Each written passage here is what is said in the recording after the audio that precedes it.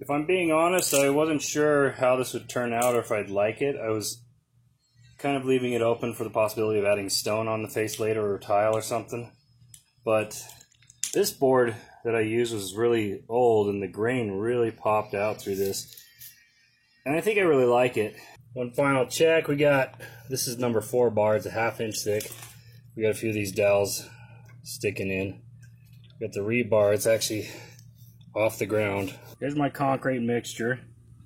It's got Portland cement, 3/4 inch minus aggregate, and some sand mixed to about a 7-bag mix, which is a high strength mix. It's about 6,500 psi.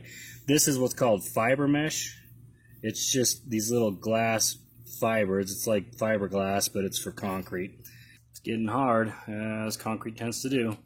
So you can see the fiber mesh in there.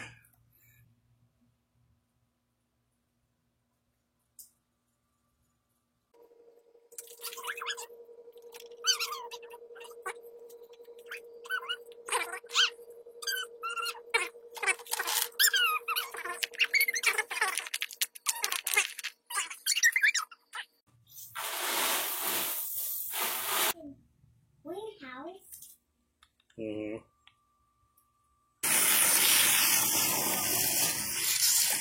Well, hold it down so it doesn't splash. Oh, here it goes.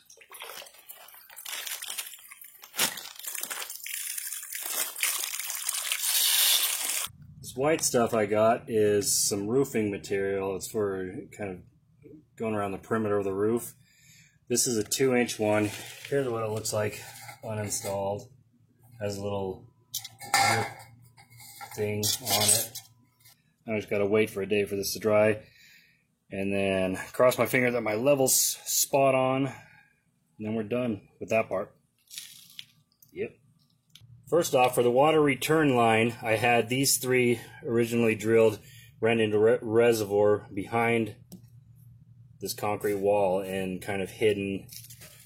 It's hidden in there. So in theory, this will be almost completely hidden because the water's going to be up to almost the top of it, and this plastic, black plastic, is going to drape over it. But underneath there is where the water pump is going to be. But it wasn't returning fast enough. Despite the fact that this is the line that the water is being pumped through, which is basically the same size, if not a hair smaller than these irrigation lines, these landscape lines. But this is pressurized. These aren't. This is just gravity fed into the reservoir, and the 3 of them, being 3 times as big as this, were not going in the reservoir as fast as this was pumping out. So I had to fix that. Here's what I did. I'm keeping the original 3 lines because why not? But I drilled a bunch of holes, and there ran into this, which I just siliconed right to the wall with a ton of silicone. So this is a 3-inch corrugated, not perforated though. Some of them are perforated. They have a bunch of little holes in it. That would be counterproductive. This is corrugated. It runs into that same reservoir as these 3 original lines. So now I have adequate flow. I tested it. I ran the garden hose in it as well as pumping it from the reservoir back into itself through this side. And it was pumping faster than the garden hose, Folion, and itself could drain. So we're good to go on that. Water's flowing pretty evenly across everything. You can see the cord right there. I gotta hide that the rest of the way. And the water pump for now is just going up and over and back into the thing. Ultimately, it's going to be going all the way to the top, and there's going to be another sort of waterfall going down into the pond.